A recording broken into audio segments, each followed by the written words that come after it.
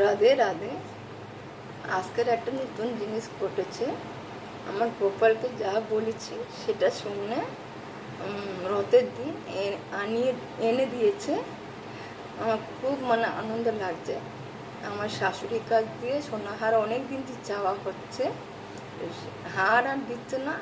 আর last মোমেন্টে আজকে রথের দিনে আমাকে আমার স্বামীকে দিয়েছে। স্বামী অনেক দিন চাচ্ছে, আজকেরই দিল।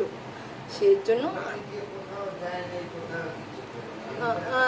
আমি এই জন্য আজকের দিনে পেয়েছি। আমি অনেক দিন দিয়ে বলে রেখেছি যে আমি বাবা তুই এনে দে, আমি তোকে হারটা দুমো করে।